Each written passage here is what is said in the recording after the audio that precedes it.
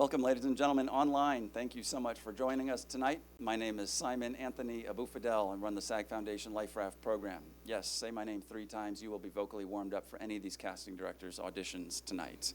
The first person I want to thank is Seth Coltan, as I said, in-house here tonight. Seth Coltan at Virtual Channel Network. It is his world. We're just all living in it for just a moment tonight. Thank you, Seth Coltan. And big thanks to Virtual Channel Network Breakdown Services for partnering with us tonight on this event. Without further ado, I just want to quickly say anything said by our wonderful panel of casting directors tonight doesn't necessarily mean an endorsement by the part of the Screen Actors Guild Foundation or the Virtual Channel Network Breakdown Services necessarily. It is their opinion, their insight, and we ask you to seek your own advice on important decisions in your life. Having said that, if you don't know Seth Coltan by now, you will after tonight's event. Seth is an extraordinary talented actor. He also works at the Virtual Channel Network and is now obviously a new media producer. Seth has taught me a lot throughout the years. He was actually going to hire me for this particular project, but passed me by. And like the the neophyte actor who had not yet been to this event, I did the natural thing we actors do. I stalked him. I sent him postcards bi-weekly. I phone called him, and when he actually returned my calls, I whispered and pretended like I was in an audition so that he would want me more. But it didn't work out. But tonight he's going to show us how all that doesn't work. So please welcome Seth Coltan from Virtual Channel Network.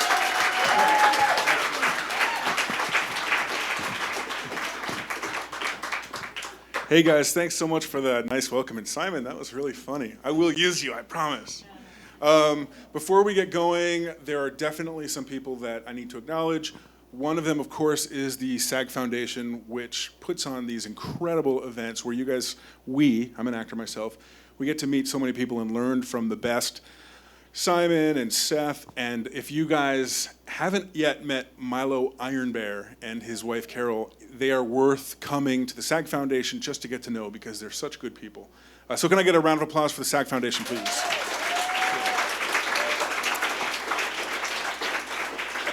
As Simon said, I am an actor. I also work at Virtual Channel Network at Breakdown Services.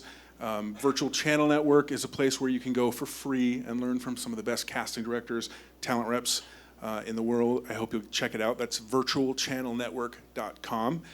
And I would like to introduce some names that you'll be seeing throughout tonight's program. Some people who are the heart of obSETHed. That's, would you mind standing when I say your name? Otto Woolfolk, who's a producer and an actor on obSETHed. Thank you. Leanne Bowen and Kathria Tyson, who are directors and editors on obSETHed. Great. Thank you, guys.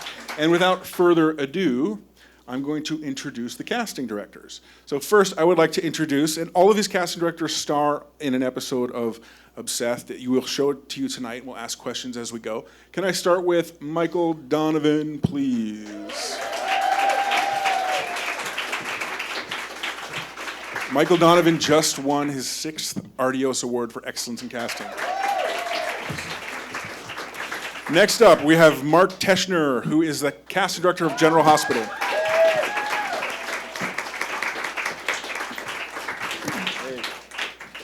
And now it is time for Geralyn Flood, who's the casting director for Nickelodeon's Big Time Rush. And still yet, we have Jason Wood, who is the casting director on so many comedy pilots and dramas, I don't even know what to say. And last but not least, we have Krisha Bullock, who is a casting director on Nickelodeon's iCarly and Victorious. Thank you, guys. Now, before we begin, I would like to start the way I start all of these panels, with the casting directors acknowledging and giving a round of applause to the actors in the audience, because you are the stars of all of these shows. This is why we're here. Could you guys give them? Thank you, guys. Acting, as some of you know, because you've done it before, can be a very lonely life. Sometimes if you can be very frustrated and want to talk to somebody about it, but you can't call home because you will hear the truth, which is, I told you, dumbass. I wanted you to be an accountant. So as an actor myself, I'm very proud of you guys for coming to these kind of events where you can learn. And for those of you watching at home, I think it's amazing you're taking your time out from your schedule. We are not here to do in-person networking, but you still want to learn. So I think that's great. And we have a large number of talent reps here, agents and managers. I imagine as hard as it is as an actor, it's doubly hard as a rep because you only get paid when we make money, and we ain't making money. So I'd like the actors to give a round of applause to the talent reps, please.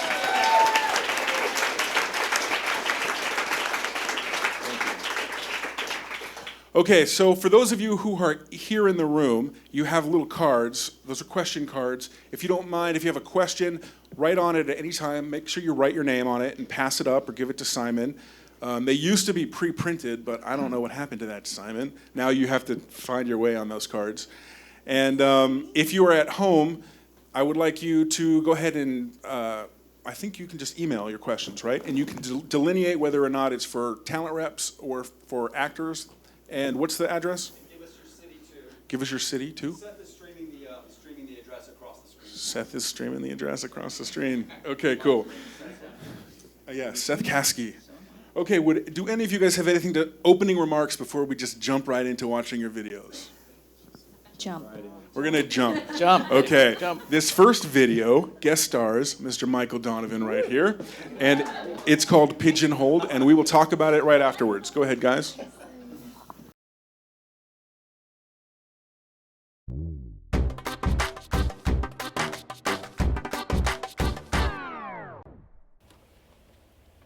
Hey, Michael, nice good to surprise. see you. How's everything? Good. I didn't expect to see you here. What brings you down? You know, I'm always looking for good actors, and I got a postcard from an actor who assures me I need to see his work, so, okay, so I'm here.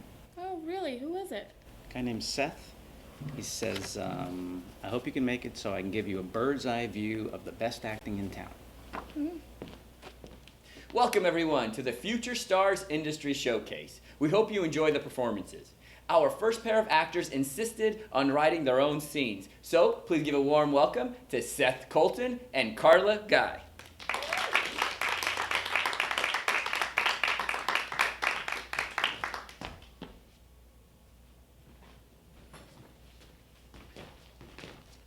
Honey, I'm home.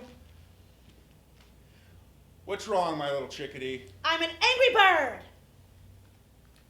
What are you doing? What's it look like I'm doing? I'm tweeting. All right, I'm not going through this again. I could be out with the fellows. Don't you dare leave. Who knows what you and your little pecker are up doing? What? Don't act so innocent. While I slave away all day at the nest waiting for you to get home, you're out flocking around all day. Are you on quack? I'm working hard. And I'm watching your eggs. You don't even care about us. Honey, you're really starting to act like a loon. Oh, sure, you say you're at work all day, but what do I have to show for it? You never spend any money on us. Really? I just installed the back perch. You call that proof? You use duct tape. Why are you getting your tail feathers all ruffled? What is this really about?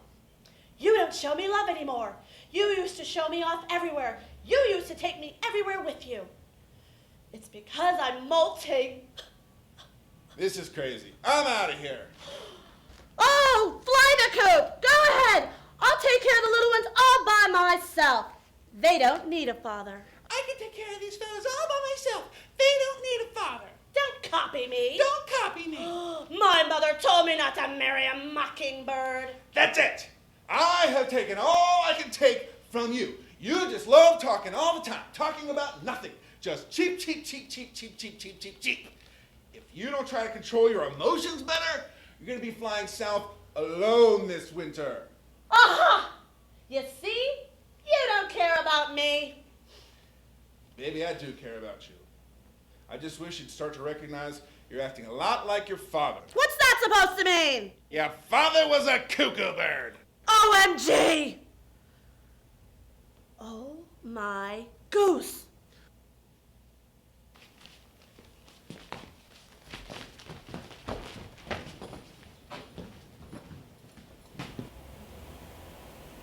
That was hard to swallow. Last one out's a rotten egg.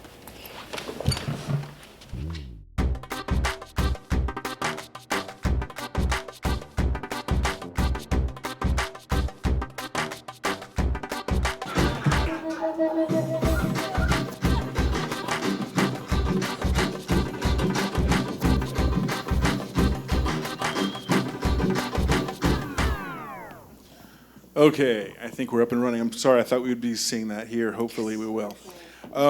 Michael Donovan, what was it like for you to be on camera? Bringing back memories. I've been away from the camera for a long time. I was an actor for a long time, so it was fun to go back and do that. Good deal. He asked me to do it. I said, sure, what the heck? Now, This casting thing doesn't work out. I'm available. going Okay. Since this is about what not to do with casting directors, let's talk about showcases, workshops, and classes, and how those can get actors in trouble. Any of you guys who have comments or an experience about a showcase or workshop or a class that has backfired on an actor, please let us know. Specifically about a showcase? No, any general, they will be perfect. Well, I think anything. It's about what we judge you on is your choices, right? So I think that if you have a chance to choose the material that you're doing in a showcase, that's where it can backfire. We're going, what? Why are you doing this thing that's completely inappropriate for you? You know, that you're never going to get cast as. So I've sat through a few of those where I thought, wow, that's just a bad choice. Maybe that specifically, I don't know. That'd be tougher. I have a story. When I first moved here from New York and I was starting in casting, and people would send postcards saying, I'm in this play and I'm so excited about it. I hope you can come. And I was like, yay, theater, hooray. And they would be like the third spear carrier from the left. And, you know, like, well, I don't know what you can do with that. Like, everybody else was great, but I came here to see you. And then that speaks to choices and, you know, learning when to invite people. I was invited by somebody recently to a play at the East West Players, and she had a great role. It was a really fun night. That was a great use of my time, and it was awesome to see the play. So just choosing when to invite people and when not to. I have friends who say, I'm in a play. I'm like, oh, when is it? Don't come. It's okay. You know, like, that's great. Then I know that when they say, you should come, it'll be worth my night. I think that's a great thought. Do think about not just how you are in the play, but how is the play? I mean, we all know, you know, we're like, okay, you know, and other times you're like, no, this is very good. Well, then invite us when you feel good about it and when you feel that it's going to be an enjoyable evening for us, too. Think about, we've been in our offices for how many hours, okay, and then we're going to drive to wherever the theater is and sit through another 2.5 hours. So it's like it should be enjoyable. I would speak to the same thing in workshops where people want to. I don't think that a workshop with a casting director is necessarily the place to be experimenting with a new role for yourself. Use classes for that. If you're in a workshop, you really want to be focusing on what your castability is, where you're actually going to audition for things and work on that, especially when there's a casting director there. Jason, have any actors really done any odd things to get your attention, to get them to show up at one of these events? To get me to show up? No. Oh. All right, Mark. You know, invitation, but you know, it sort of goes with what everybody was saying. It's like, I think showcase. You know, it's like, I think I've seen that production like somewhere in deep North Hollywood before. But I think showcases are dangerous because ultimately I think you're a storyteller, you're not a showcaser. You know, when you come into audition, it's not about bells and whistles and cartwheels. In the showcase where you're sort of given free rein, you know, somebody's bound to pick True Grit and somebody's going to do Show Me the Money, you know, from Jerry Maguire, and there's going to be Joan of Arc at the stake, and, you know, all these things that aren't necessarily what your casting would be, or they're sort of overreaching, or you're trying to like showcase instead of just reveal yourself to be an actor who can tell a story and relate something, and especially if you're picking material that is so recognized by, you know, a performer, Stella, you know, or something. It's like you're always going to suffer by comparison because there is somebody who did it that is indelibly made an imprint in our mind, and if you're picking that performer, it's a little sort of hard to put your own spin on it without being compared. Or material that's done to death. That's the other thing, too. There are certain pieces. If it's in the monologue books at Samuel French, don't do it, okay? You know, I mean, it's you got to find something that is a bit unique and still entertaining. Yeah, and in those books, I often have people come in and do a monologue or a scene even from something in that book or in those books. And oftentimes I'm looking at them and saying, what's the rest of the story about? Because it isn't about anything. It's really just a scene that's been written, and it doesn't do what it's supposed to do. I just was at a showcase where they did that, and I felt really bad because I couldn't really give them what they wanted because I didn't understand what it was they were doing. They weren't telling the story. There wasn't a story to tell. And if you are going to do a chunk of something, you need to know the whole story. So you need to have read the whole play or the whole screenplay so that you understand where this moment in time happens, and then so that, you know, you can speak about it much more intelligently. Are we missing a microphone? Do you not have one? No, I just think everybody's Oh. been so eloquent. I haven't had anything very was hiding. pithy to ask. Unlike you, Seth, I know when to shut up. Burn. And it begins. Okay. Burn. On that note, let's go to Mark Teschner's video. All right, this is called Generally Hospitable.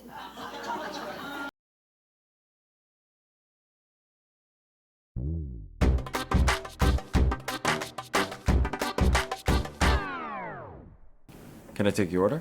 I'll have the filet mignon. Yes, sir. I'll be back shortly. That was terrific, Mike. Really nicely done. Thanks a lot for coming in. Thank you.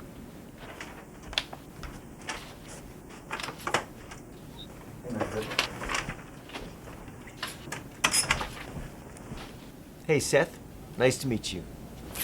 Thank you. Do you have any questions? No, I think it's really straightforward. I prepared 2 choices. For waiter number 2. Okay, let's go ahead and see what you got.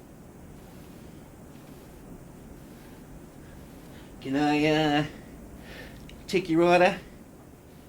I'll have the filet mignon. Yes, sir. I'll be back shortly, huh? What was that? That was good, right? You know him as waiter number 2, but his real name is Vinny, and he's part of the witness protection program because he witnessed a mafia hit. And now, every day, he has to look over his shoulders to make sure the mafia hasn't found him because...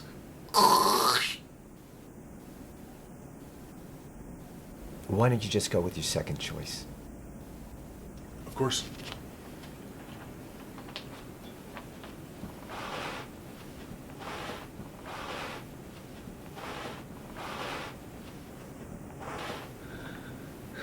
Can I take your order? I'll have the filet mignon. Yes, sir. I'll be back shortly.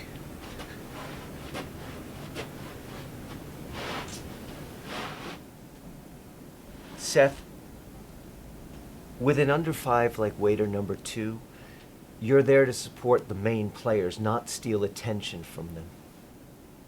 Was that what I was doing? Because that character's name is Ronnie, and he was in a bad car accident when he was 17. It's hard to feel sorry for him, though, because he was drinking and driving. He killed someone.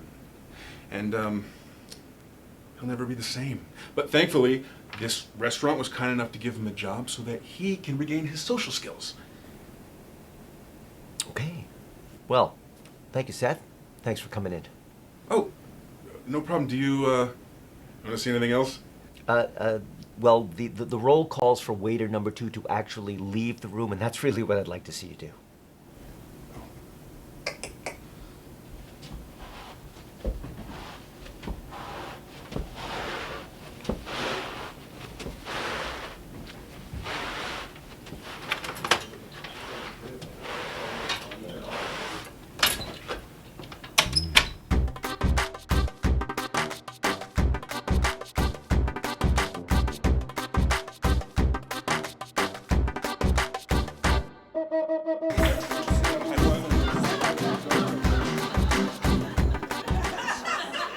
Thank you, Mark Teschner.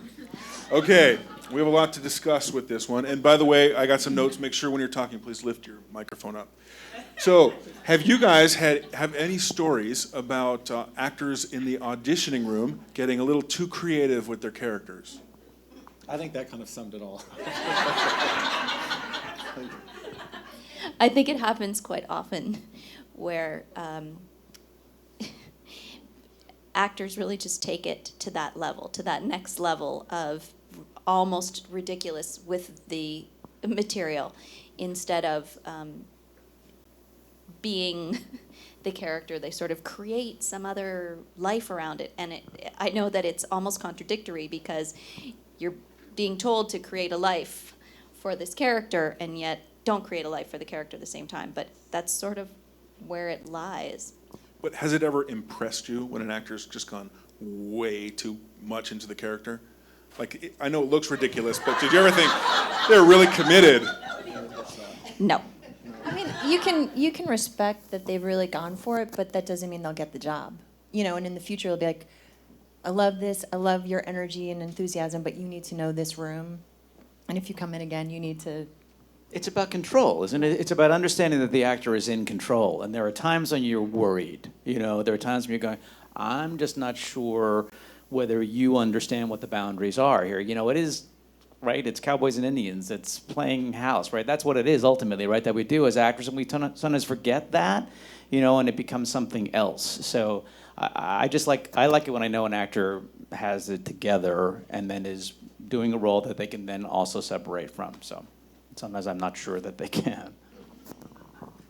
Mark?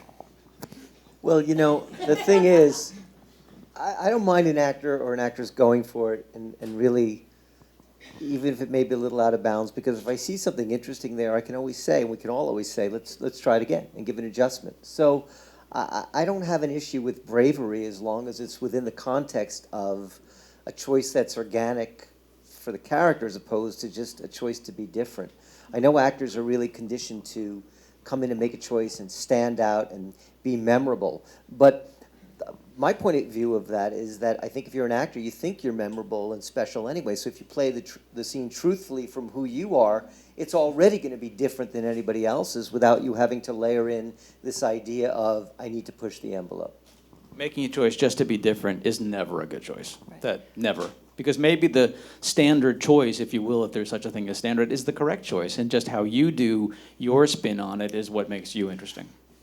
I think also we're talking about these bigger roles where it's a series regular, where they're really diving in, but I think it is inappropriate to come up with character choices for the waiter, you know, like that. It's also, the writer hasn't come up with a backstory for waiter number 2.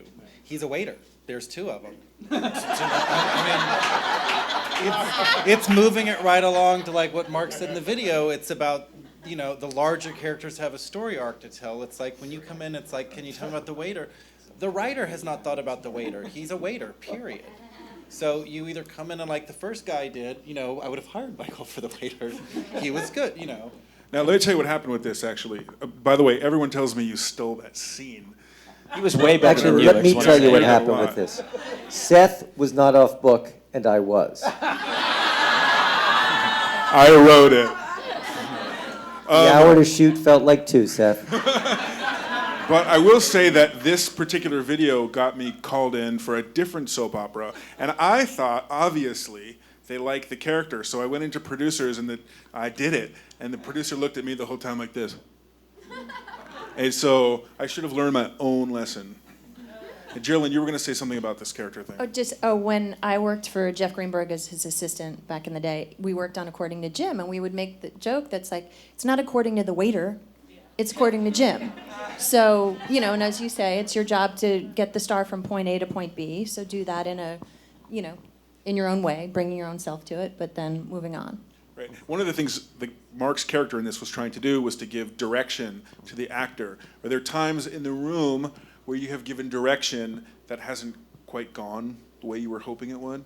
The actor didn't get it? Every day.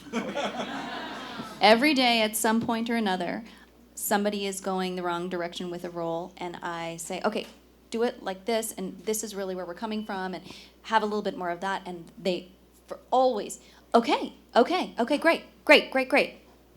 And then they do it exactly the same. No change. Yeah, exactly the same. Or when an actor says, can I do that again? I'm like, yeah, sure, go ahead and do it again. And then it's exactly the same. It's like, well, why did you ask to do it again then?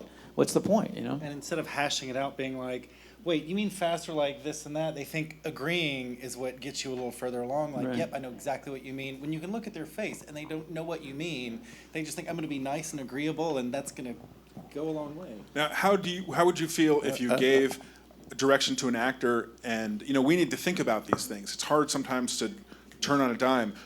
If we asked you that we could take a minute outside of the room to make that adjustment, would you allow us? Yeah, I would Yeah, sure. appreciate that Yeah. for sure. Absolutely. I'm gonna do it. Yeah. I think if it's a complicated adjustment, if it's something that's 180, Yeah. If it's a sort of minimal, small adjustment and you need to like go prepare yourself, that's a little less encouraging for the facility. You need an actor to immediately turn on a dime. I do think it's totally fair to say, can you give me a sec? Yeah. Because you're processing and then go into it, that's totally reasonable. You know, it's when they say okay, yeah, before you've even finished your thought, that you go, oh, you didn't hear me. You just want to do it right, whatever that is. So just like take that second, let it sink in. I always tell people, take that breath before you do your audition. That's the best thing you can do. So take that breath again, and then try and take the adjustments, and then let it go if you didn't. You know, But you do want to have the facility to be, malleable enough to make an adjustment on the fly if you have to. Because I know that we recently were casting for General Hospital simultaneously like 3 contract roles. And the head writer was in the room for the final callbacks, and we had like 8 actors for each. And I think 7 out of 8 actors he gave adjustments to right there on the spot to do. And the ones that were able to do it quickly and on their feet were the ones that got hired. Yeah, I think it speaks volumes if you can't listen and make the adjustment. For me, especially hiring a lot of children, if I give them some direction, sometimes I throw it at them, honestly, just to see if they can take it. So that I know that when they get on the set and there's the stand-in giving them directions, and there's the stage manager giving them directions, and there's the director giving them directions, that they're actually going to listen and do what they've been asked to do. I always want to give you an adjustment because I want to see how well you do listen. And even if you did something I thought was great the first time, and then the adjustment came and there was no change, or you didn't take it anywhere near what we had talked about, that's going to discourage me from calling you back, even though you did a great job the first time, because I'm lucky enough to be working with some really talented directors who would like to direct you. So if you're not directable, it's really tough for me to pass you on to the next step. And I would just say adjustments are gifts. They're not challenges or invalidations of what you've done. So there's no need to go like, well, I chose to do it this way. I mean, it's natural to feel defensive when you're getting an adjustment, but you absolutely shouldn't. It's a positive thing, not a negative. And you shouldn't feel disappointed if you don't get an adjustment. True. I mean, these are things that every casting director has a different thing. I can be totally hooked on what an actor did and not give an adjustment because I don't need to see one. So it works both extremes in terms of what Jason just said. Great. Okay, Anissa, who's in the room. Anissa, would you raise your hand? Here. Okay, Anissa has a question that pertains to this. So she says, so for example, waiter number 2 or reporter, are you basically going for a look? Because there's not much you can do with, can I take your order, right? How do you feel about that? Well, I think you can certainly make it believable in terms of taking it somewhere. It doesn't need to go anywhere. That's sort of the point, that it doesn't need to go anywhere. It really is just being a waiter and asking for the order. I was a waiter, so I understand it too. There is an element of a look to it for sure, but I think that it's also just being believable. Okay, great. Now, before I move on from this, I just want to find out, does anybody have an audition horror story that they can tell? I love these. Yeah. Hey. You don't have any? I've been a cast director 28 years. I've seen horrible auditions, but that's not the same as a horrible audition story. Nobody's, done the cliche punch a hole through your wall or... Oh, yeah. Yeah, tell us about it. We were doing a commercial audition years ago, and somebody kind of destroyed the room, the backdrop and everything else, because they got a little out of hand. I got hurt in an audition by an actor who hurt me. Let's see. There's more. No, there are a few doozies, yes. Yeah. I had a friend who told me about an audition that he did. He realized how much he screwed it up, where he was supposed to be like charming the woman behind the desk, and so he got up on the casting director's desk and started playing with the computer, which was part of the scene, and ended up deleting emails. And he walked out, he's like, yeah, I didn't get that. I was like, no, you did not. So that sort of, there's that wall, like, just keep the space, casting directors. I've been grabbed. A guy came around, because I'm my own reader, and a guy came around in the scene and literally grabbed me and was doing the scene. So I think you have to create the reality without invading the space. Jason, do you have anything? Not that I can legally talk about. Miss Bullock. I guess the worst times, there've been a few, but the most horrible times are when people, just because of my location, have just wandered in off of Sunset Boulevard because they saw there was an audition happening. Especially when the bus terminal was around the corner. Well, you know what? I'm glad that you brought that up, because now we're going to go to Geralyn Flood's video. Well, this is very precious because Geralyn, unlike some other casting directors I'm friends with, was never an actress. And I really had to pull teeth to get her there, but people continue to talk about what a natural actress she is. Stop. So let's go to Geralyn Flood's She's video. so good in this. What do you see? Yeah.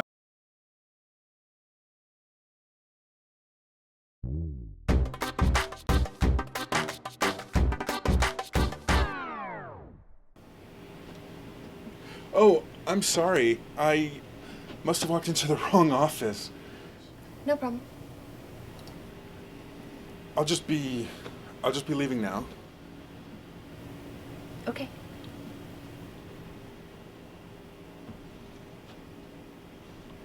Hey, you're Geralyn Flood, CSA, right? Yes. Wow, I'm so happy that I walked in here by mistake. I really want to audition for your show. I'm sorry, who are you? I'm Seth Coltan, and I'm an actor. I'm a fantastic actor. Sorry, I have nothing for you to audition for. This is a really strange coincidence, but somebody accidentally showed me the breakdown for this week's episode, and there's a character that I am perfect for. What role? Fernando Espinosa. He's Mexican. Yes, but perhaps he could be a Russian Mexican, like a Ruxican. He's also a drug lord. I ate shrooms once. It was a total trip. I could bring all kinds of reality to this role. If you read the breakdown, you know he wishes he could leave his life of crime and become a professional dancer. You don't look like you can dance. I can dance hella good. Do you know any traditional Mexican dances? Of course. Why don't you get up and show me a traditional Mexican dance? Right now? Right now. But I'm not... Right now. Okay.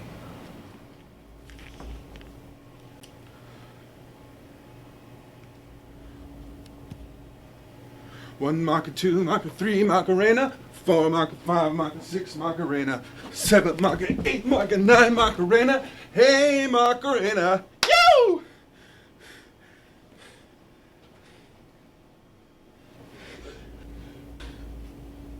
Was that the Ruxican version? Yes. This is Miss Flood. You have to cast me. If you cast me, it will change my career. It has to be you. Why me? You're the ultimate gatekeeper, dude. When you finally die and go to heaven, you're gonna kick St. Peter's butt and be like, bitch, this is my gate. I'm gonna take that as a compliment. Best compliment ever. Seth, you should get going, but I'm gonna keep your photo on file. Really? Yeah, as a matter of fact, I want other casting directors to know about you, so I'm gonna have your photo posted at the guard station in front of the lot. Posted so everyone can see it? Yes, I want everyone to know about you. Wow. Thank you. I'm gonna take this as a compliment. Best compliment ever.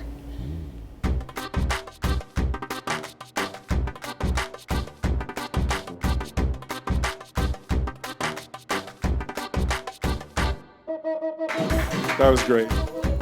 That was great, Geralyn.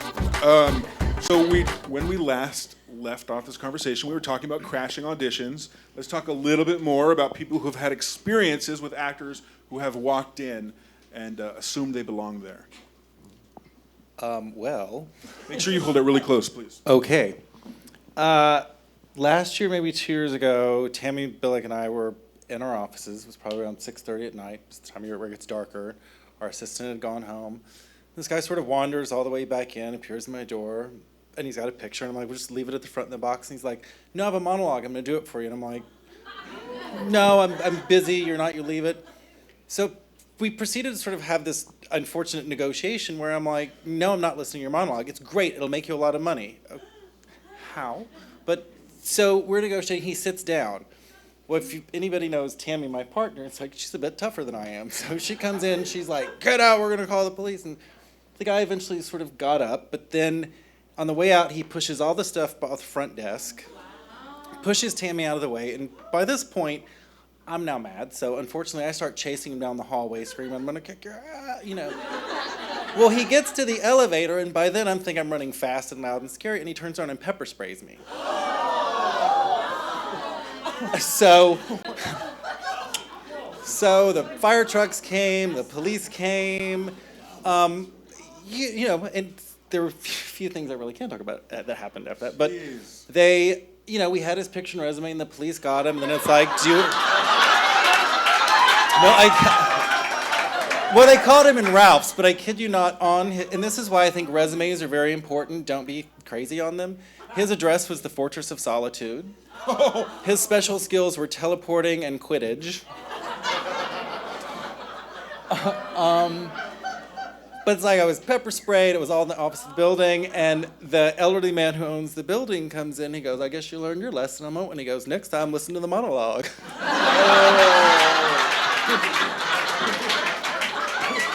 So, wise words, but that is why I think we're all a bit. I mean, for me particularly, I'm cautious now when anybody sort of drops by the office, like, "Hey." I think he wins. I don't think totally there's anyone wins. that I got can, nothing. that's it. I got nothing. Dealer folds.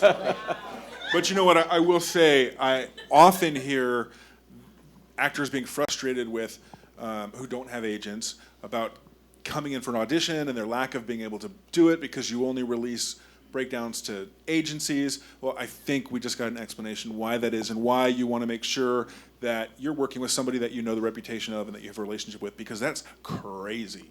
Yeah, but you know, I got to answer that too. I mean, I do a lot of theater, as I think most of you know, and we have open calls all the time, and they're poorly attended. I'm astounded when I look out and I have to sit there for several hours per equities rules, and there's nobody there. It's like I want to go, as a former actor, I'm so pissed because I know that this is an opportunity that nobody's taking advantage of. So it's like, so I don't get it. That's, when there are legitimate ways that you can go. You know, you never know. Never know what that's going to result in. I have one good crasher story. Were you pepper sprayed? No, no pepper spray involved. Several years ago, a long time ago now, a girl crashed my audition. And I always tell people, don't crash my audition because it doesn't make me happy. But she came in and she was amazing.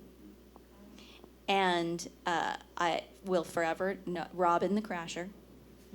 I still bring her in, and she is still acting, and she's still fantastic. So it was one of those moments where her name wasn't on the list, and I wasn't happy about it, but auditioned her anyway, and turned out great. So. See, I'm okay with, like, if you show up at an audition and, like, you say, it looks like I'm right for this, or you came with a friend or something, or, you know, maybe there's more than one audition going on in the same space, and you see, I'm okay with you walking over and saying, it looks like this is a possibility for me, what do you think? I'm cool with that. But to just put your name on a list is just outrageous to me, so. I have a question for Krisha. Do you ever have, if you bring in one child for a role and the sibling says, can I do it too? What do you say to that? No. Really? I am the meanest person out there. I can't. I don't have time. My office isn't a typical office, as most of you who have auditioned for me know. I usually have 12 roles in one day to get done, and so I don't have a lot of time, and I don't have time to audition people who aren't on the list. I wish I did, but I don't, and so parents who bring brother, sister, best friend, somebody that they've discovered, neighbor, whoever it is, I just don't have time, and so I just say no. or I make my assistant say no. So let me ask you then, on behalf of the talent reps in the room, when you have scheduled one of their actors and their actor can't make it for some reason, and they have a suggestion, well, I have another actor that might be right for you. Is that the same type of thing? No, not at all. Not for me. I think that if it's a person who I trust their opinion and I have a relationship with and they call and they say, Krisha, this person can't make it for whatever reason, but I have this great replacement, I always will say, yes, send them. Send them. I would love to see who you think would be right for this. It's just in the moment, because from Krisha's, I've had that where the kids, the little girl comes up, you saw my sister, will you see me too? And I say yes, because I'm a pushover in that way, but don't do it, please.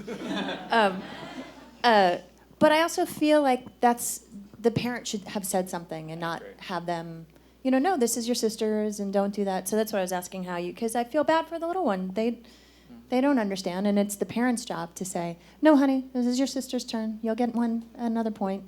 That's always the first question I get in kids casting is, how are the parents? It's always the first question I get, because it's very telling about what you're going to be dealing with these kids, So I warn parents all the time. Don't be crazy parents. You know who you are. Rein it in. Now, something that Geralyn's video also brought up is, for an actor, knowing when the appropriate time is to leave the audition room. When would the appropriate time be to leave the audition room? When we say thank you.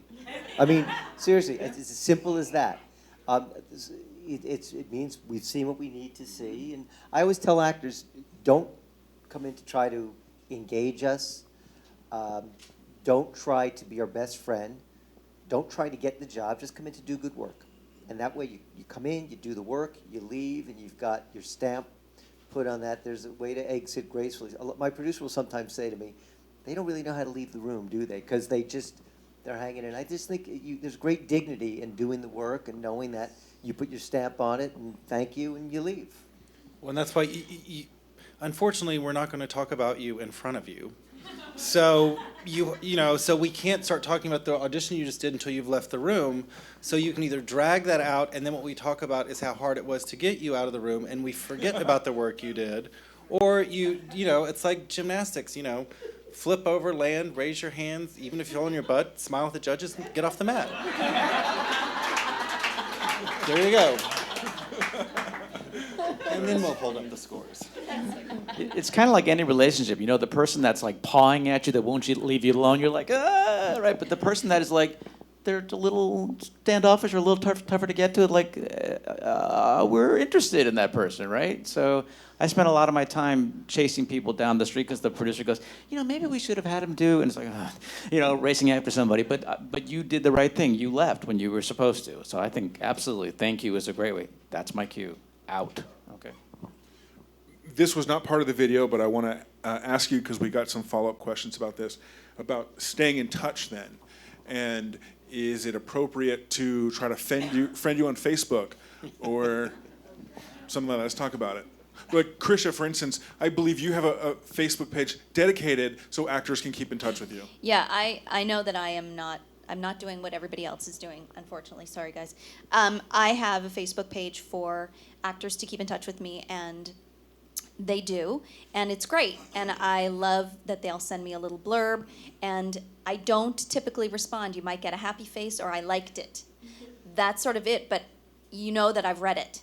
And so I saw what you wanted to tell me, or that you were in a play, or that you got new headshots or got a new representative or whatever the case may be. And I don't mind that. I also have one that is private and just for me that that's separate, but that works for me. And I'm also a huge fan, and I know that everybody else is, of postcards. I hate 8x10s because I already probably have it. But the postcards are fantastic because I can flip through them really quickly. I don't have a lot of time. Flip through them and see what's going on. So that's the best way to get a hold of me.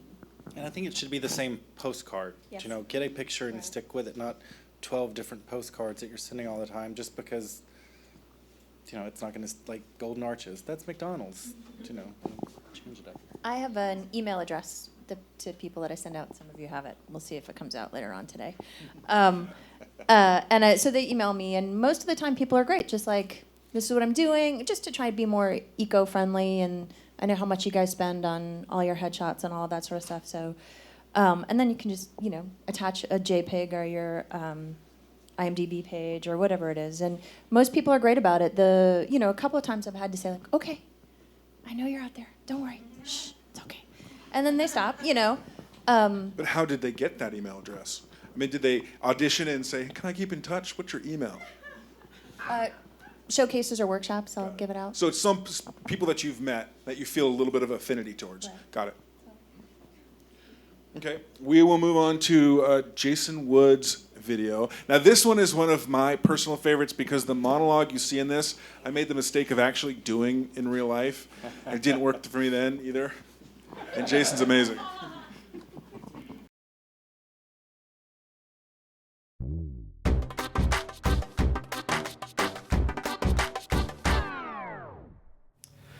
Thank you so much for seeing me for this, General, Mr. Wood. You can call me Jason. How about Woody? No. Did you bring a headshot? Oh, yeah. Of course. Yo. So you've done a lot of theater. Yes, sir. Community theater. You were in Guys and Dolls? Yes, I was. It says you played Sky Masterson.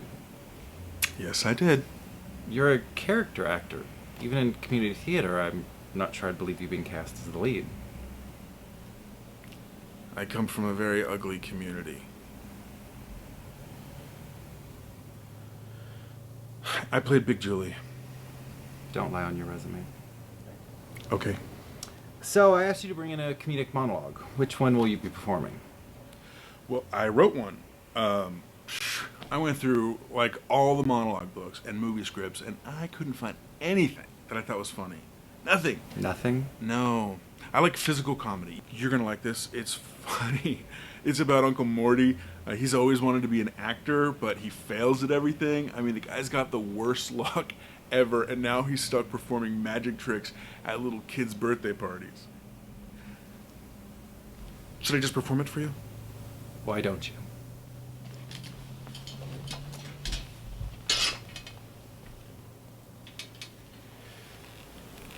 I just need a minute. Okay, you little brats, kids, pay attention now to your Uncle Morty. After all, I practically volunteered my Sunday since little Matthew's daddies are too cheap to pay me a decent wage, but that's neither here nor there. Now I'm gonna show you sorry bunch of 5-year-olds the best magic you have ever seen, and I'm gonna give it my all, because chances are good one of your parents is a producer. Now, do you see this ace of hearts? I'm gonna put it back in here and count to 3.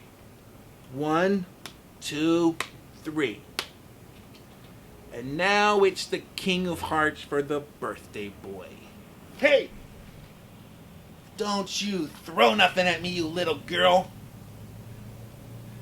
I have always believed in fighting fire with fire. But I like the way you're doing it, kid. You're fighting fire with retardants. And now for my best trick.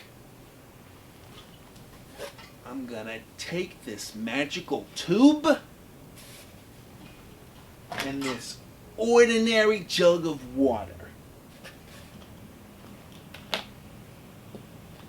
And I am going to magically pour this water into this tube where it will magically disappear into thin air. Are you ready?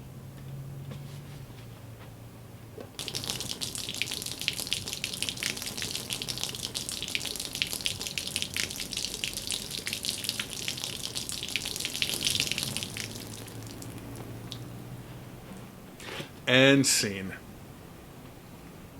Oh my god. I know. So funny, right? It totally looks like I peed on the floor, but I didn't. It's just water. You just poured it all over my floor. Yeah, sorry. That's part of the monologue. That's the physical comedy part. Well, I'm gonna have to physically have you removed from the office. So you didn't like the monologue?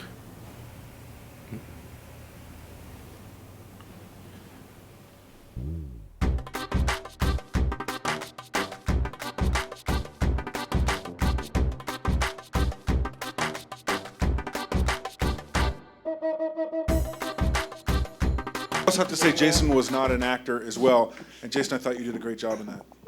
Although he refused to be mean, but when I did it in real life, the casting director was mean, and he was like, "No, I'm not mean, so I'm going to do that in your office." So let's talk about some of the issues here in this video. Maybe you'll tell them about your pants that wouldn't Yes, actually is wet, interesting. so we had to come up with something different. Jason actually came up with this great idea. When we were filming the video, I tried to mimic the mistakes I made in real life. And when I had the toilet paper roll, I put it in my pocket, and then I poured the water into my pocket so it would go down the inside of my leg. So I bought 2 pairs of pants from Target so I could do it twice. And when we filmed it, we found out that the pants were waterproof. So they went down, and you could hear it like rain falling down. Where is it going? But we couldn't find it anywhere. I knew where I was. But then Jason, well, I was about to call the day off, but Jason had this great idea of how to salvage it, and it made it funnier, so thank you. Okay, so let's talk about the art of the general interview and the no-nos about the general interview. First of all, do any of you still do general interviews? Absolutely. Yeah. I do them. I don't love them. I think they're a waste. I'm sorry. I love meeting you as people, but I'd rather wait till I have something that you're right for and see your work. I mean, because I meet these lovely people who then I have nothing for 6 months, and so that's just my opinion.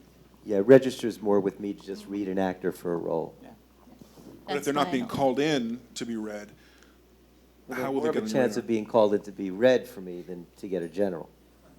So for those of you who are still doing generals, how do actors go about maybe getting those appointments?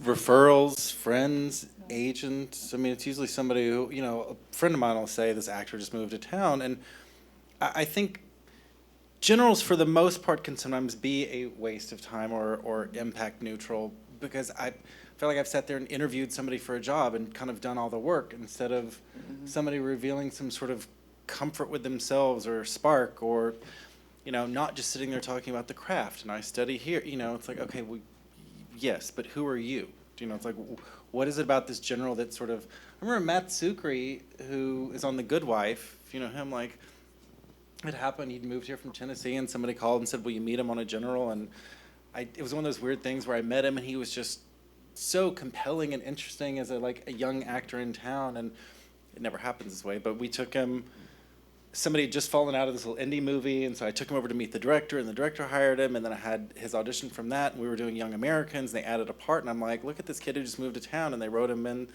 Young Americans, and then he went to Gilmore Girls, but he just sort of stepped in the room and kind of lit it up and had something interesting to say in a general, that he wasn't just talking about where he studied or the craft. He kind of, you got a sense of who he was and what was interesting that would make you want to watch him on television or film or theater or wherever. I've had a few general meetings where I've loved the people, beyond love them, because they were exactly interesting, had something, to say. They didn't just sort of look at me and, I'm an actor. I got that from your picture and resume. I didn't need you to come in to do that. But oftentimes what happens is there's just so much anticipation that they're coming in to meet that they stop talking or stop, I don't know, and it's such a waste of my time. And I do them still because people will ask me, and I'll do it as a favor, but I really just think that you're so much better served coming in when you're auditioning for something. But don't you feel, I feel like I do the generals because it's always fun for me. If I have some downtime, it's a great way to meet actors. I'm happy to do it. But they haven't done any research about you, where they're like, hey, so what do you do? And I'm like, Really? Right. Someone called on your, like, do a little research. Maybe like, oh, you cast this film. I love this film. It's great. Oh, I'm from the same town. Then I think, la, la, la. And started something to start the dialogue so that it doesn't my question that I always ask actors is what's new and exciting? And that doesn't mean where you studied or what's going on, but what's new and exciting? And if it's like, oh, I took this amazing whitewater rafting trip with my family and it was so much fun and we did that, great. But if they're like, well, I was put on a veil for 3 commercials, fingers crossed, like that, like, oh, I want to hear about you. I want to hear where you come from because we were talking about it earlier. That's what makes you different from, for waiter number 2 or, reporter or whatever you're going out for. So bringing that to, your whole self, not just your acting self. I've also had a couple of general meetings where people have come in and I've asked if they prepared anything and they say, sure. And they launch into these beautiful, dramatic monologues. Right. I don't ever cast drama. I know nothing about what that really looks like. So I'm always sort of shocked that they haven't come in with something even remotely close to funny.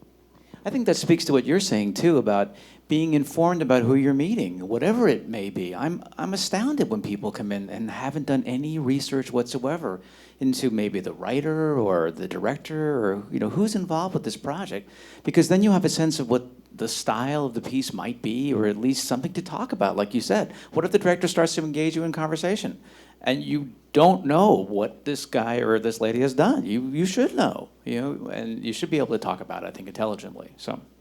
And in this day and age, there's no excuse. Everything, Right. snippets No are excuse. on YouTube somewhere, Or Facebook. Or Or Facebook. Facebook, right. Or, like all of even if it's a show that's not on the air yet, they have previews on the network's websites. You should be able to watch that. A friend of mine who's an actor was really smart. He was going in for a show that wasn't on air yet, but they had the previews. And so he was able to get the tone, like, oh, it's not over the top. Oh, it's single camera versus, oh, it's multi, great. That's part of your job as an actor. I was one of the casting directors I worked for. Some guy walked into a pre-read and said, so is this a half hour? And I was like, what? The script is not, a laugh a minute, but you should get that it's, know what you're doing. Do a little research. Or that's the question you ask your agent and all of those things beforehand to help you along with that. I've had people say to me, I've never seen the show. And I'm thinking, General Hospital's been on 47 years. How do you not see the show? I mean, or at least watch it a bit, which is, I find astounding. And Or another favorite is when I say, do you have any questions? And once in a while somebody say, when are callbacks? And I so want to say, I wouldn't worry about it. But, I keep my mouth shut. But those are not the questions we're asking about. By the way, one thing that happened on that video was the lying on the resume. I've had 2 instances where people had lied on the resume, and I was the casting director. One guy had that he was Nugget, the lead horse in Equus at the Pennsylvania Stage Company.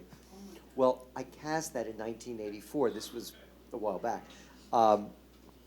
And I was the cast director for 7 seasons and turned ashen and admitted that he had made it up. And then you start to question everything on the resume. I just think it's too small an industry. There's too much ability to research. I just don't think you should lie. And casting directors talk. All the time. I mean, I have good friends, and someone IM'd me and saying, like, oh, one of the dudes that did a guest star on your show last year is coming in. I said, who? They said the name. I went, huh? No, he had one line. Says guest star on his resume. Not true. Yeah.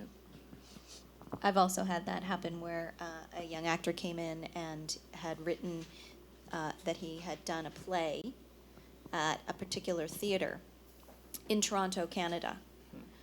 I happened to be from Toronto, and he actually wrote the name of the high school that my brother now attends. So it was very easy to call him out. This isn't a theater, this is a high school. So, you have to be aware. An actor puts Keene Summer Theater on his resume. Like, Keene Summer Theater, oh my God, New Hampshire, it's up this in Los Angeles, right?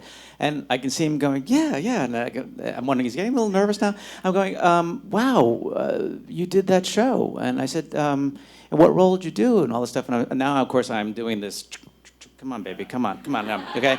And it's like, and he's just digging it deeper and deeper and deeper. And finally I go, okay, I was an actor at Keene Summer Theater that summer. You weren't there, and we didn't do that show. Now, this place going, God damn it. I mean, what is the likelihood of running into a casting director in Los Angeles who worked at Keene Summer Theater in New Hampshire? But the point is, why are you lying? I mean, if he had even done his research and figured out what show was done that summer and what role he might have done, then I could have been the one, oh, I'm sorry, I don't remember you. That, you know what I mean? There was an opportunity to turn it around, but don't lie, I guess, is what it really comes down to. Just don't lie. It's going to bite you on the butt at some point. Ouch. Which sort of moves away from like either the lying or not lying, but just resumes, it kind of amazes me. Just because you do not have high-level professional representation does not mean your resume should be a mess. Like pagination all different, fonts crazy, stickers, If you are a member of Actors Access or Breakdown Services or iActor, and you print your resume out, it looks pretty clean and professional. If that's just the only thing I've found lately is actors' excuses. I'm like, well, I'm not with CA. Well, a lot of people aren't. But why can you not have a resume that looks like a professional actor? Like clean lines, film, television, theater, training, special skills. They should be special skills, like all sports. You don't have to put 30 sports on just to fill up your resume. Thank you. Less on your resume is better. If you've done 40 films and none of us have heard of them, that's conveying a different message. It's conveying that you've worked a lot and never broken through into, a film or television that we would have worked on. So I would rather see less on somebody's resume, and a resume is always your highlights. If there's too much to read, I'm not going to read anything. Just put representative roles. That's a great way of doing that. And spell check. Oh, yeah. I don't Principal. know. Principal. Yes. Right. The role is your pal, not your pla. Principal is A-L, not L-E, okay? Or reoccurring. Yikes. Or spelling the network wrong. Someone said they were on my show when they weren't, and they spelled Nickelodeon wrong. And it was like, okay, this is wrong at so many levels. I think most casting directors too are pretty OCD, and sort of you're taught to find all. So they're really have multiple friends read it. Have multiple, even the font. You stare at something for so long, you don't see the mistakes. Have a couple of friends look at it and go, oh, these fonts are different. And yeah, Arial and Times New Roman, they're really okay. You don't have to go to sans serif, it's just like, what is Now, I'm going to ask something on behalf of the talent reps. Sometimes I will go into an audition and I will see actors come in the room with their headshots and their resumes, which have their talent reps' phone number on it, but then they will physically write their cell phone number on it, I think in hopes that you guys will call them directly. Is that something that you guys ever do, or do you always just go right to the rep? Would be nice. Okay, so again, I do things way non-standard. I happen to love it when the actors have their cell phone number on there for the inevitable 9:30 at night booking that I'm about to do, and your agent is out to dinner, in a play, taking their class, having their life, whatever it is that they're doing, and I can't get a hold of them. Or your representative doesn't have their after-hours number on their regular line, and I can't get a hold of them, and I'm dying because you start work at 7:30 tomorrow morning. So for me, personally, I think it's fantastic. I don't think it's fantastic for kids to do that, unless you're coming into my office and I'm asking you for your phone number, and then I'll put it on your headshot. I mean, I'll start with the agent or rep first, absolutely, and only last resort, as she said, when it's those, we have those, you're up against the wall and wardrobe is like strangling you to get the information. I've gone on Facebook and been like, help, where are you, call me? Hi, we met today, you don't know me. I'm a casting director and I can't get in touch with your rep, but it's a very, it's the rep first. I don't know why would you want to bypass your agent if the agent got you the audition? To me. Yeah, but I think the last minute situation is what we're talking about. I mean, if you're there at 6:30 at night, you know the thing shoots the next morning, give us every freaking phone number in the world, you know what I mean, that we can possibly reach you at. So, because we may not be able to reach your agent. Oh, and turn your phone back on or off silent after you leave an audition. Yeah. Because I've called the talent rep and the person, they say, well, I can't get in touch, it's just ringing, and I don't know how many times it's happened where the actor forgets to turn the phone back on to get them out. And so it's only when they pick up the phone, they're like, oh crap, there's like 5 messages from my agent. So turn your phone back on. Okay, let me ask the last question about Jason's video. We talk on there, we joke a little bit about how to address you, whether it's Mr. Wood or Jason. If I'm coming into a room to audition for casting for the first time, is it familiar? Do I say, hi, Michael, nice to meet you? Or is it Mr. Donovan? Oh, Michael, please. Mr. Donovan, I always say, is my father. You know, and as long as he's alive, that's Mr. Donovan. I don't get this Mr. crap. I mean, no, Michael, please, absolutely. Do all of you guys feel the same? Your Highness. Yeah, Your Highness. I know that, especially for a lot of transplant younger folk from the Midwest and the southern states, they like to call me ma'am. Oh, yeah. This is really quite offensive to me. Krisha is it. Just Krisha. But in defense of that being from the South, like I did that when I first moved here, and I know people be like, no, ma'am. I'm like, sorry. It's like. I forgive it if they're, I was like, are you from the South? Yes. Okay, that's fine. Because I remember once one guy said to me, call me ma'am. And I said, oh, please don't call me ma'am. And he said, oh, I wouldn't, but my mama would be mad at me. And I thought, that is adorable. You know, your mama trained you. I'm not going to stop that. So, especially little ones, if they say ma'am, I'm like, eh. All right. What do you do with kids, though? Do kids call you by your first name? Yes. They do? Okay. Yeah, I don't mind it at all. Okay.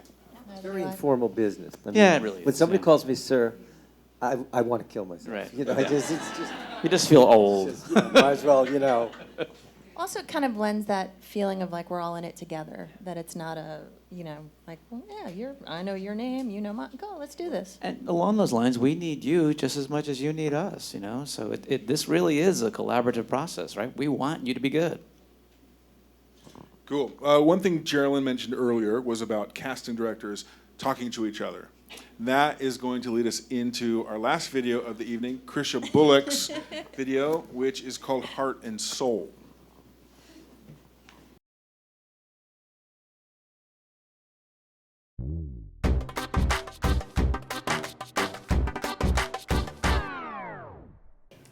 Miss Bullock, it is so nice of you to take the time to meet with me. It's my pleasure, Seth. So many people have told me about you.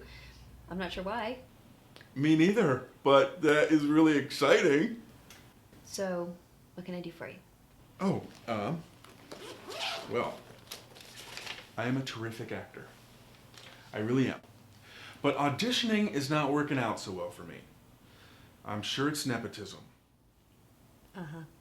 So, I wrote a show that I'm going to pitch to networks. I mean, it's going to be a huge hit. Probably the best TV show ever. Well, Seth, I'm a casting director, not a producer. Herein lies the beauty, Krisha. I'm offering you an opportunity to escalate your career. Well, thanks for that. What type of show is it? It's a TV show. No, I mean, what genre is it? A procedural? A comedy? Oh, it's a comma. It's called Heart and Soul. Huh? His last name is Hart, and she comes from Seoul, Korea. Did you say comma? Yes. What's a comma? It's a comedy and a drama. That's a dramedy. A dramedy? You mean a drama and then a comedy? No, mine's more of a comma. The comedy definitely comes first. You know, I have an important meeting that I have to go to in a few minutes. Well, that's great. This will give you something to talk about. You have no idea. So, I brought the opening scene of the pilot. It sets everything up. Would you mind reading the first page with me? And then you'll go. Yeah, sure. I'll leave it with you if you like. But first I want to show you the really cool opening sequence. So, the lead character, Kurt Hart, that's me, does all these awesome things. And we sort of speed through all the awesomeness. He drinks coffee. He waves at the girls on the beach. He wiggles his ears. And then we slow down to that cool slow-mo style where everything looks so cool. And then he gives one last wink. And action. Hello, pretty lady. I'm Kurt Hart. I'm a private detective from Middle America. I just moved to Los Angeles to crack a big case about a dangerous thug. 2 years ago, he murdered my whole family, and I can't rest until he's brought to justice. I work alone. Do you happen to know where I can find a rental car company? Hello to you. I'm Jasmine Wu. I moved here from Seoul, Korea 6 years ago, and I run the local library where many locals come to research important things. I don't know where a rental car company is. Can I stop you there for a sec? Do you see what I did? Insert the name of any large rental car company there. Built-in advertising. Any network will jump at that. Ad dollars, booyah. Now we gotta start from the beginning because you missed something really important. I need you to speak with a authentic Korean accent. I come from Seoul, Korea. No. Well, it's important that this whole thing is authentic, otherwise no one's gonna believe it.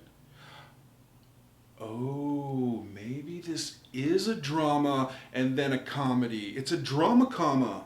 Seth, I'm not interested in doing your drama comma. Okay, I can respect that. You're a good woman. It's obvious that money is not your motivating factor. Well, I have to go to my meeting now. Thank you so much for stopping by. Now, are you sure that you don't want to be part of Heart and Soul? Seth, you have a lot of heart, but so long.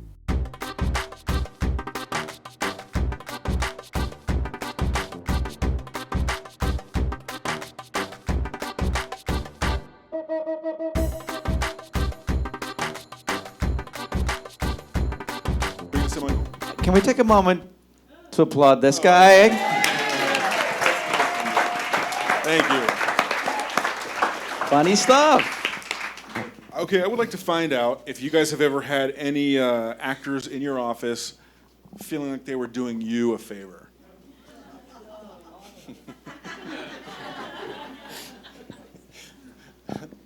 Jason's laughing the most, I feel like. Well, the guy who maced me, like, he thought he was doing me a favor when he gave me a monologue. You know, some actors feel the need, I don't know if it's nervous energy, like in my case, but sometimes I talk a little too much and, you know, I end up trying to impress the casting director. I assume I'm not the only one. Help? No. Sometimes you get toot from an actor, a little toot. It's not like, you know, I'm too cool for the room thing, you know, and that's just really off-putting. That's about the only example I would have of that, where I just thought, wow, am I bothering you? Jeez, you know, so a little bit of that. I've seen that a few times too, where it's a little bit of angry actor. Yeah. You know, like, oh, I've been doing this for so long. Aren't Yeah. you going to hire me? Right. And like somehow we're in the way, as opposed to wanting to get our job done too, and rooting for everybody, because the last thing you want to hear is, we need to just look at more actors. Yeah. Really? You know, they We're were all thrilled good. to hear that. Yeah. Yeah, I think that's something that actors typically don't know is the casting process, and I think if you knew the casting process better, that you would understand it, understand that we're helping you or trying to help you, because it is true. We're trying to get you to be your best in the room, because the very last thing that I want to hear at the end of the day is, yeah, no, I didn't like anybody. Mm-hmm. Can you just see a whole bunch more people? And I'm going, what? These guys were great. Right. Didn't you see how great? What about this? This was great. This was great. That was great. So it is. It's. And we're also trying to like cast and service the script that's been written, not your idea of what's going to make it interesting or how you want to play the scene. And sometimes you're just not the right fit. You're an awesome actor. You know, it's like we read a bunch of people today. It's like they'd be great for Single Ladies or something else, but they just weren't right for what we were doing at the time. But they came in and gave a great audition. But the next round of people you bring back to the producers, you're rooting for everybody, because here are the people that, you know, storytell your words, inhabit the character the way you've written it, and will perform it the way the script is already written. I always encourage actors to work in casting if you can. You know, offer to intern or just whatever, just so you can see how the process works. It's so illuminating. I often say in my first couple of days in casting, my head was spinning. I thought, wow, you know, why didn't I know all this stuff? I think I would have worked a lot more as an actor had I known that. So. If you ever have, it's hard, although it's hard to get work in casting, it's actually hard for casting directors to get work in casting. That's true. So, but if you ever have a chance to be a reader. Right. And some offices use them, some don't. Once in a while, we will, but I think that's the greatest education for an actor, because when you're seeing 40, 50 actors a day, you get it, how the moment you walk in a room, there's a visceral reaction. We get a sense about you. We can see how actors carry themselves just in the room. Are they confident or are they arrogant? Are they uncomfortable? Are they comfortable? And then you also can see very quickly how those opening beats of a scene are either alive or not. And within 15, 20 seconds, you know whether that actor's bringing it or not. And it really is quite the education. If you do have an opportunity to be a reader, do anything to do that. I love what you said about 15 or 20 seconds. That's really true, isn't it? In 15 Absolutely. or 20 seconds, we have a sense this is a possibility or not. And I know that's daunting to hear, but it also says so much about your preparation before you come in, guys. And if you do get a chance to be a reader or an intern or whatever, you'll see that. And you go, oh my God, it's true. It really is that fast. So walking in with, you know, a chip on your shoulder or attitude or like, you know, aren't you thrilled that I'm here kind of thing is like you're starting in a negative, okay? And you have to work up to just neutral, so. I also am surprised how many people don't put any thought or care into the 1 and 2 line roles, and how many people just come in and throw it away. And I often think, wow, you just wasted, you know, $17 in gas just getting here. Forget the time and the fact that you wasted somebody else's slot of my day who would have bothered to put more energy into it.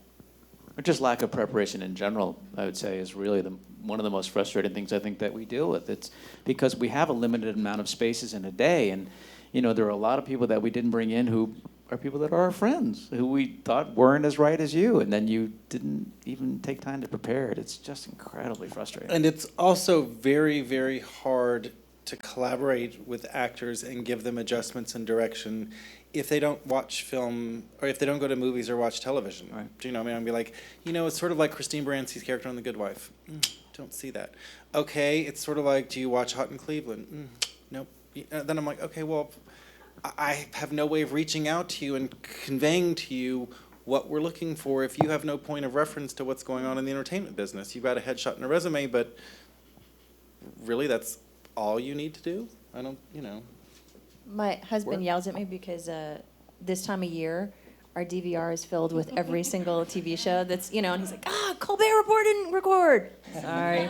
It's on again at 11, I'll get it, you know. But because I feel like also I have to watch, because inevitably our producers will say, you know, that guy on that show that they aired last night, it's really great, and I want that kind of tone. Now, Krisha, okay. I have a question for you about that. When you say actors are coming in and throwing it away sometimes for these small roles, what's the difference between that and just being natural?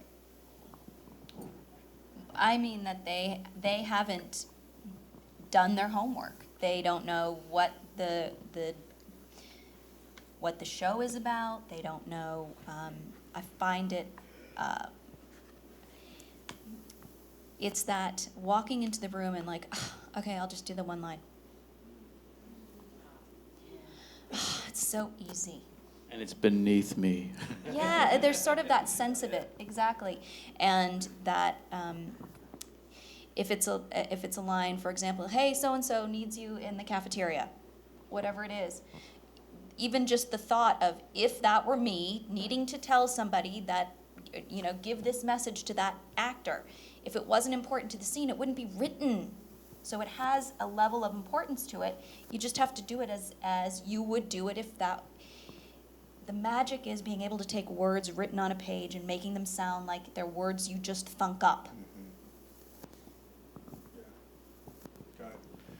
Thank you. I would like to ask you another thing about the audition process. If an actor comes in and feels like they did a great job in their read and feels like you're really digging what they just did, and then asks you for help in their career, trying to get an agent or a manager meeting, how often does that happen, and how appropriate is it?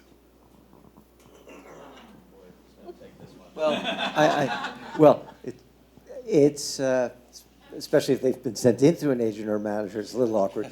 I want to leave my agent. But I think it's, I mean, I try to have, just because I literally get asked, as I'm sure all of us do, every day for help and referrals. So I almost have had to make a blanket policy of, it's really hard to do it because I would be, I'd be turning so many people down arbitrarily. So it's really hard. It's tricky from my end, at least. I pretty much do the same thing. I've kind of got a blanket, just can't, because where do you draw the line? And also our credibility starts to, come into question too.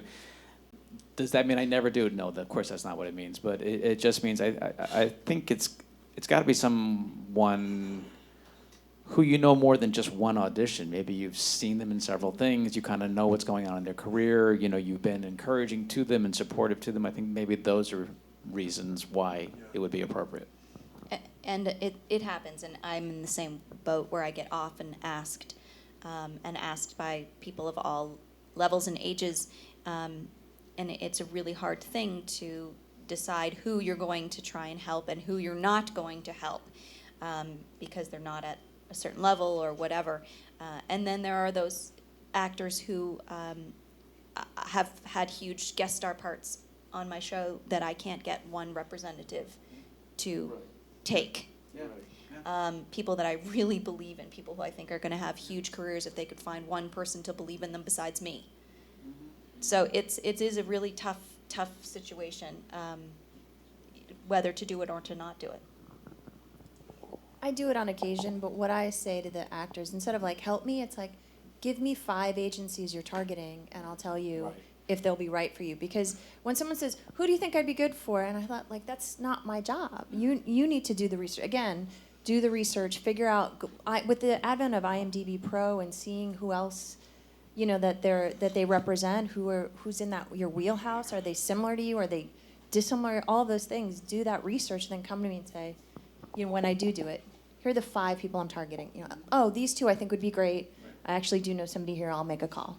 Well, and it's to be fair to us, it's also kind of hard because we are buyers, we're not sellers. I I only know the roles I'm casting or the type of show I'm casting. I don't know the bigger picture out there of like what roles Krish is looking for, or Mark, or Michael. So it's very hard sometimes to say, this agent's a really good friend of mine, I really like them a lot, and I could get you a meeting, but I don't know their whole client list. I don't know what opportunities. I don't know how hard they're having a time getting the clients they already have working out. So I think that's tricky. And occasionally, like there was one kid who came in today off Actors Access to read. It's one of like 5 that I called him who didn't have agents, and he was by far one of the best people. And I'm sort of like, do you not have anybody? And he's like, no. And I was like, oh, and I just let him go. But then I thought, well, tomorrow I'm going to call a few friends and say, here's a kid you should meet, because he has nobody. But that was a voluntary thing as opposed to help me get an agent, which was hard. I love what you said about empowering yourself, too, is essentially what you're saying, too. I had an actress recently did the same thing, looking for help, and she says to me, I've written to 20 agents. And I thought, 20 agents? I said, you've barely scratched the surface, It's like, you guys know what the return on mass mail is? 1 to 2%, right? So until you've contacted 100 agents, you shouldn't be getting any responses, So that's what you have to think about. It's like, I know it's awful, but that's the reality of what it is. So it's kind of like I want to see somebody who's doing the work too before I'm going to, get involved as well. In a minute, I'm going to read you some questions, but before I do that, from the bottom of my heart, I want to thank all 5 of you. It's so extraordinary that you guys went on camera to make fun of myself and the industry. It was great, so thank you. Okay, and before I get right into the actor questions, I would like to change the topic for a second about the do's and don'ts of casting and talent rep relationship. Let's talk about pitching. What are some of the bad ideas for pitching? I'm just going to preface this whole thing by telling you that in my office, one day we are going to do it, where we are only going to have a session of pitched talent and take notes and see who actually has any idea what they're talking about when they're pitching, if they really have read the breakdown, know my show, and know what I'd be looking for, and send me the right people. I really want to try it.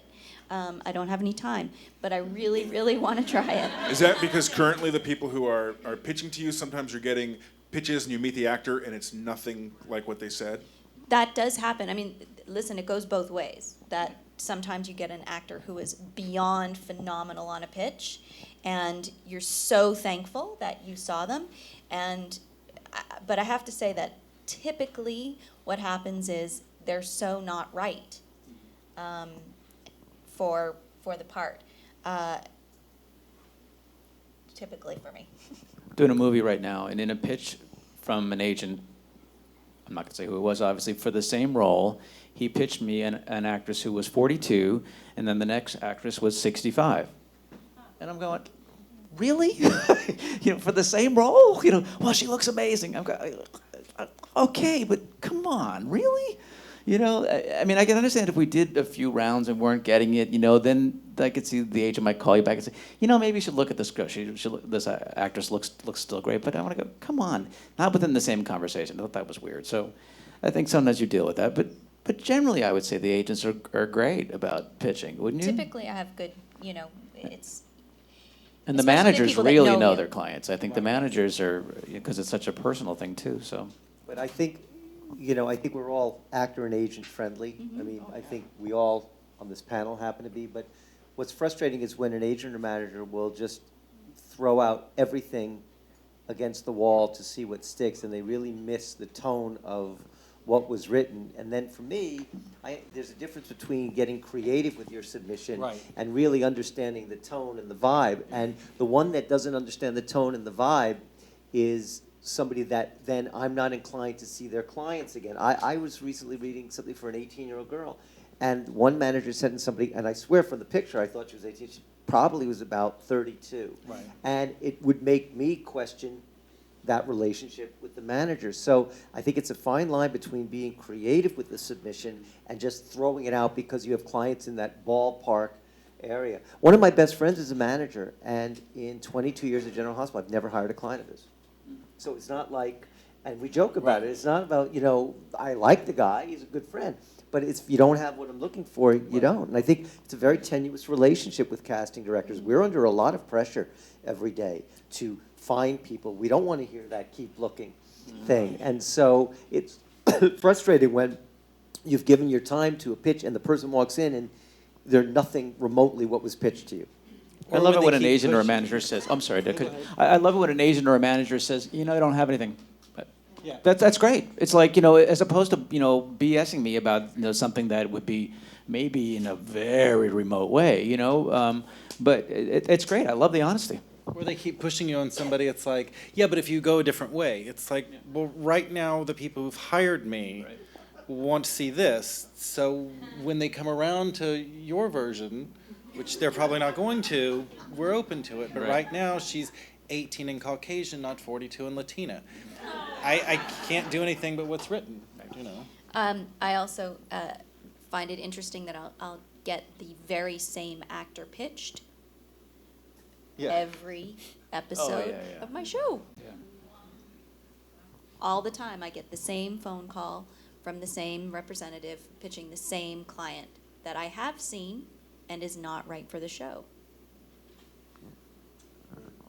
Okay, so let's talk about, and I'm going to ask this specifically to you, Jason, and then everybody else can join in.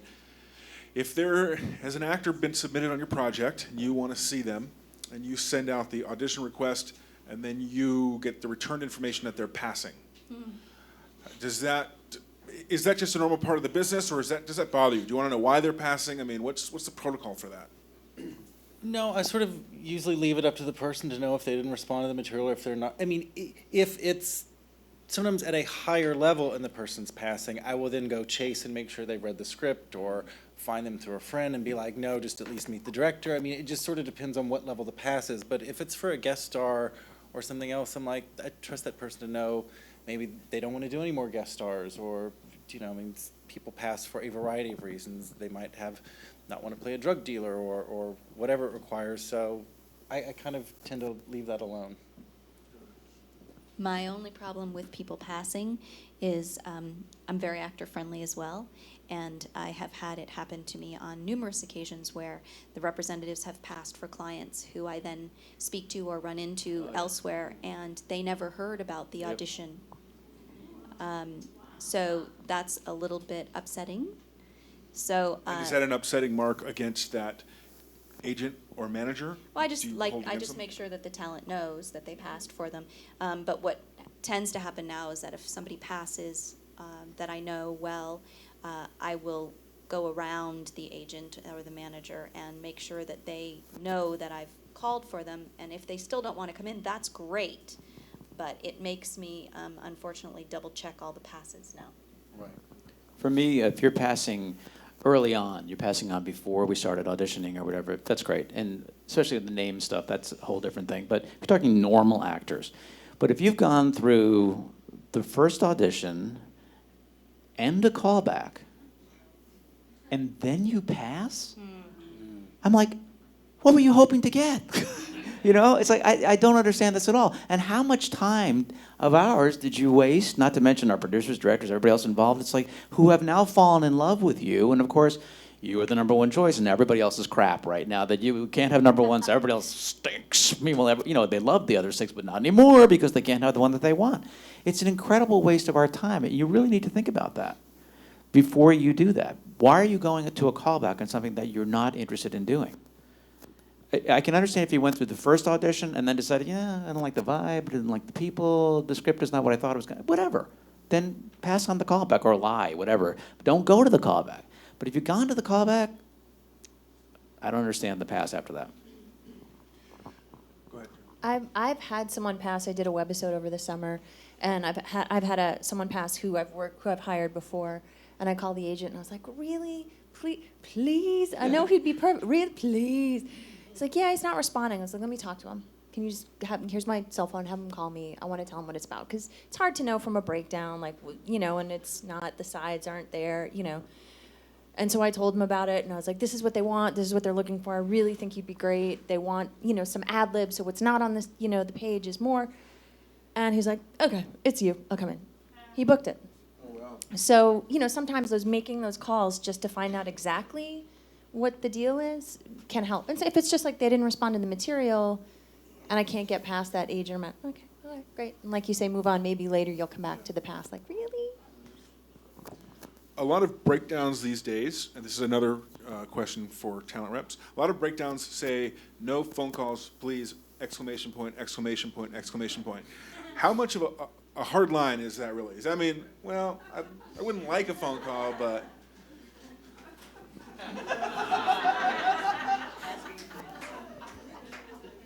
Well, we say it because in general, we don't have the time for it. People are going to call anyway, but doesn't mean they're always going to get through.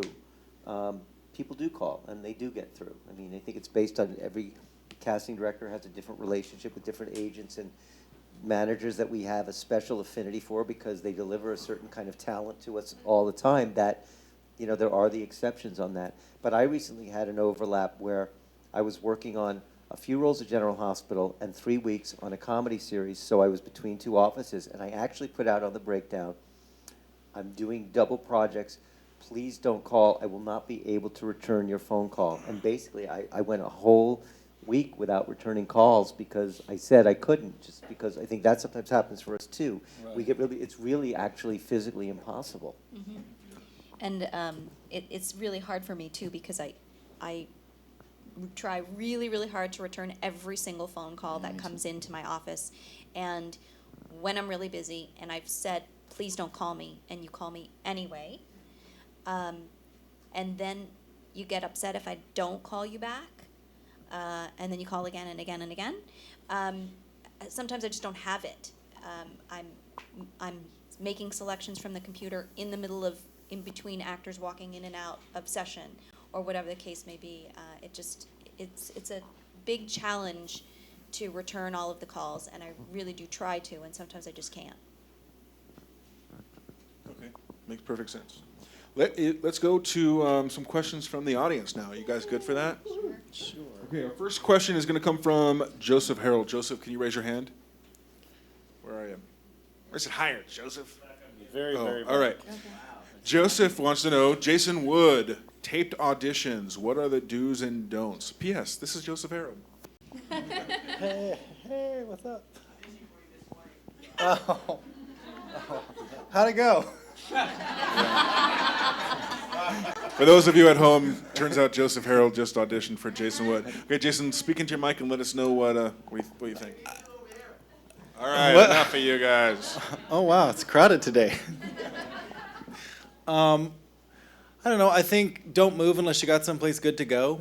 Do you know what I mean?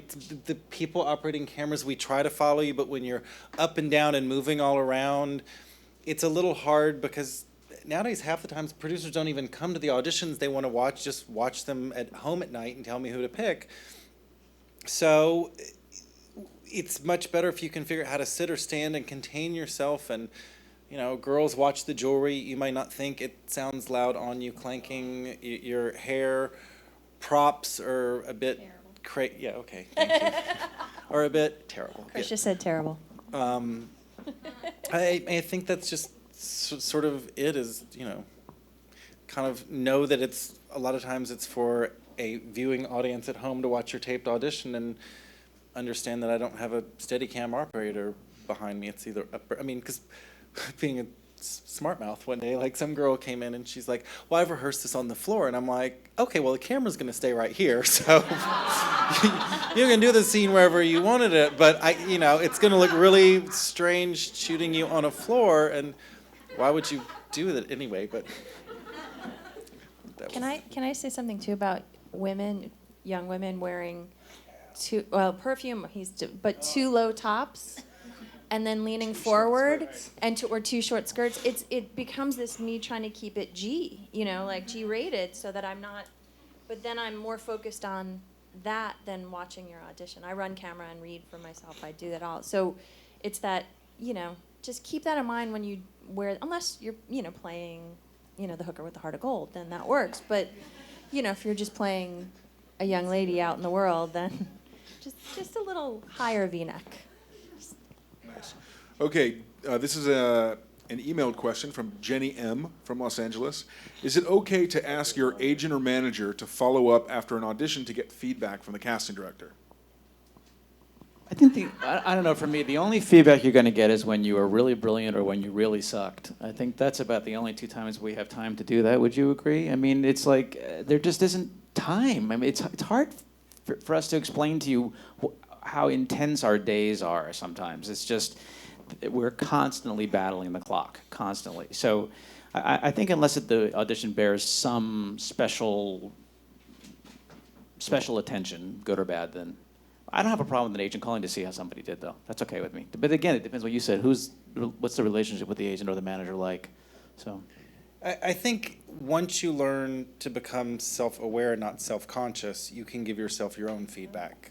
Because if it's not clicking for you, it's something inherent that you're doing to get in your way because we're not doing it. You're either not studying the material correctly, you're not making text-based choices, you're not giving yourself the confidence, you know, you're not doing your affirmations or taking your beta blockers or whatever's going to get you through that audition.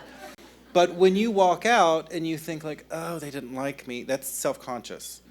We liked you. Do you know, like, we're picking a specific part, it's not personal, but when you walk out and think, oh, I got in my head and I started off wrong, or I should have taken a moment, those are what your feedback should come from, because when we've seen 40 people in a day, I'm not taking copious notes to then give you something constructive to move forward. You have to do that for yourself, and that's just about self-awareness, which it's nice to have. It's it's kind of hard sometimes when people call and the note is no. That note, for me, saying no means no, they're not right for this part.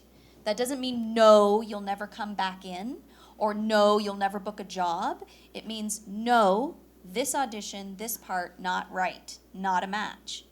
So when you then want to get feedback on it, I don't know what I'm supposed to say. No? When I write no, it means never come back. Because I take so, because on general, the same thing with you though, we have so many parts that come up in the show. So if somebody's not right for a role, I will write copious notes so I can remember them for other roles.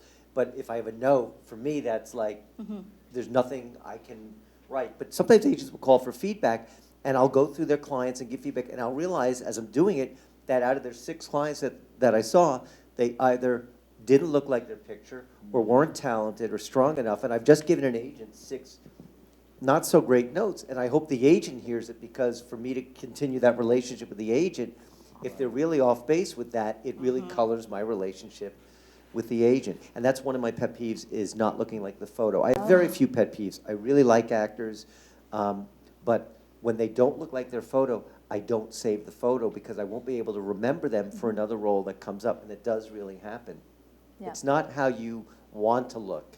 It's how you do look in terms of your age, your type, whatever you're at that moment. You really have to come in. Otherwise, I feel like you've come in with false advertising.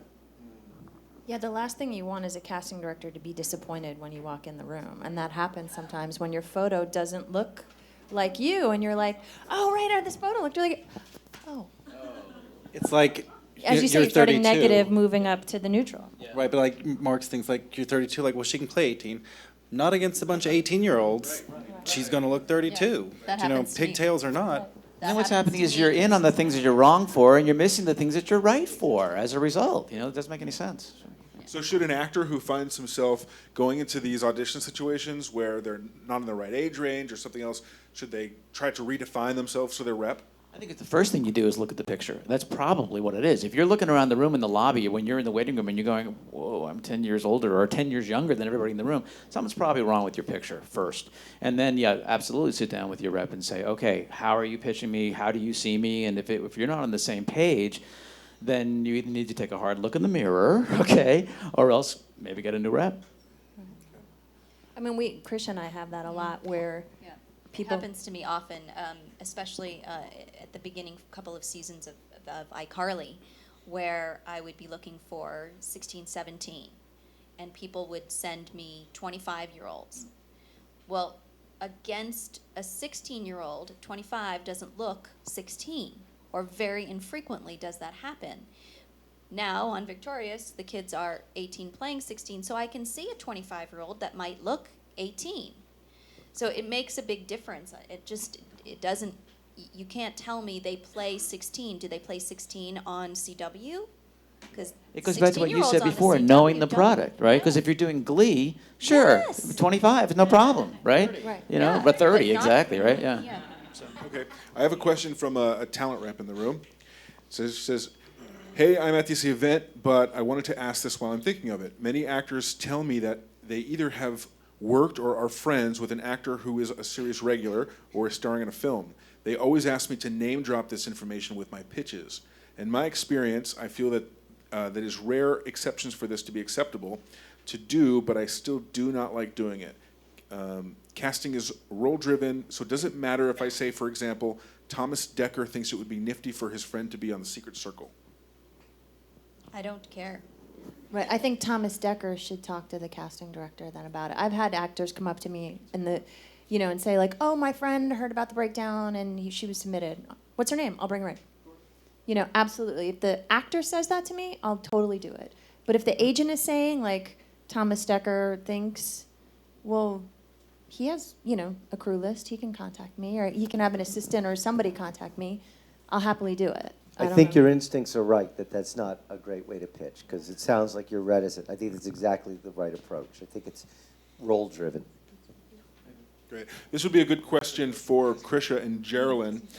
Somebody on the internet, who I don't have their name, I'm sorry, wants to know what is the earliest age that a child should be expected to have a monologue memorized?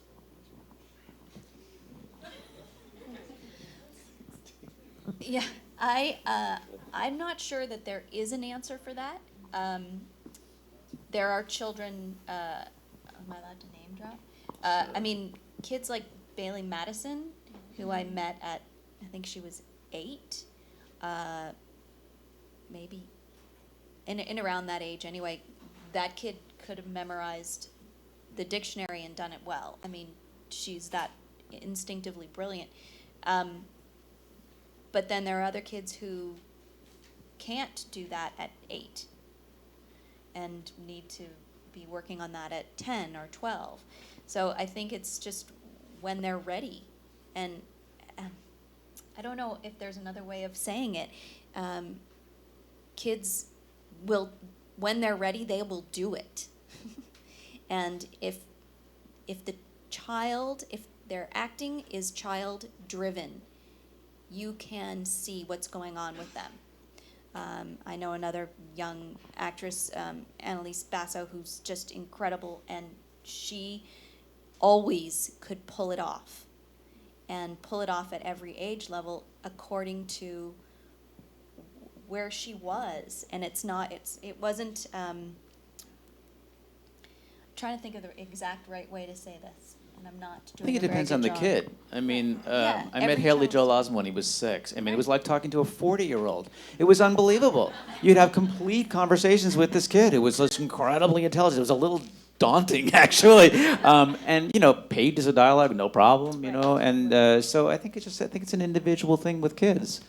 And I think it's, you know, your job as the parent or as the rep to sort of guide them and say, no, you're not ready for that, honey. You know, that, I mean, I did a webisode where we had little ones, and the writer-director was like, I think I want 2.5-year-olds. I want it to be like Pearl, you know, and the landlord, and well, feed them the lines. Right. And I said, I don't think you want 2-year-old.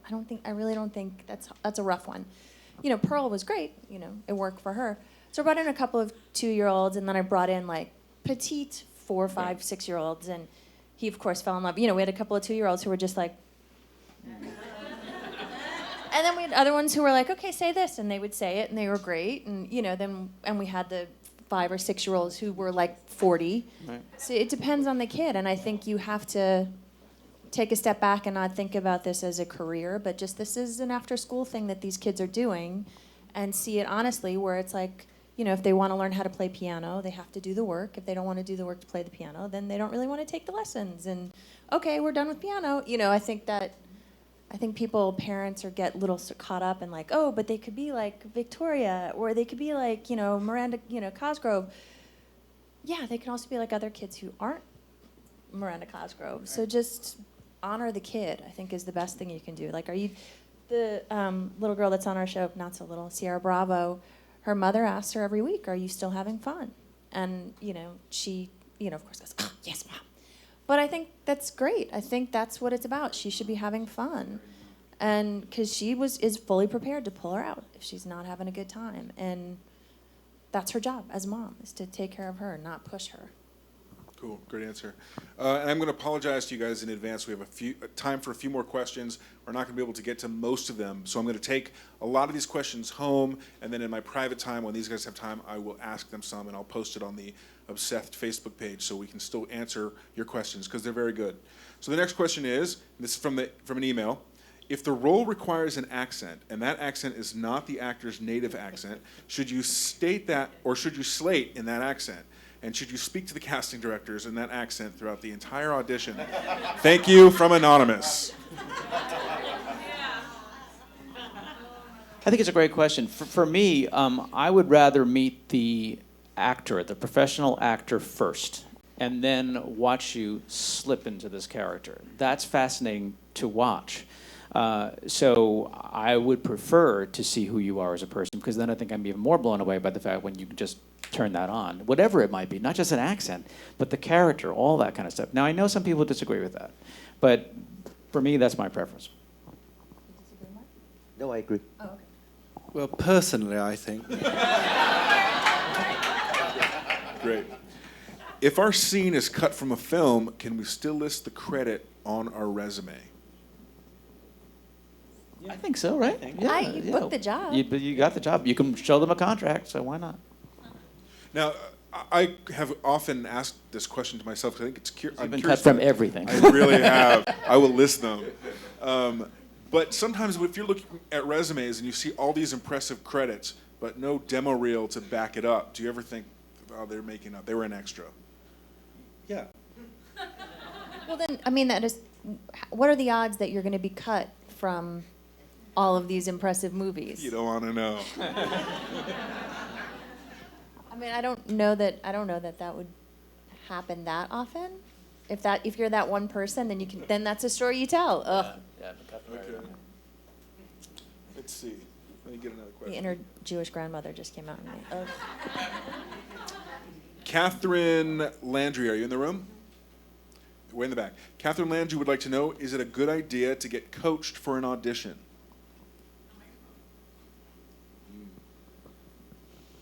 I get asked this question by a lot Yeah. of mothers, typically, or parents, excuse me, for kids. I think if you think that you need to be coached for this job, for this role, then you should be coached. If you take a look at it and you go, I got this, then you don't need to be coached. But if you're looking at it, if you're looking at the material and you're like, I can't quite get a grasp on it, then sure, go get coached. In that, if you go and get coached and you come in and you get a redirection, please take it.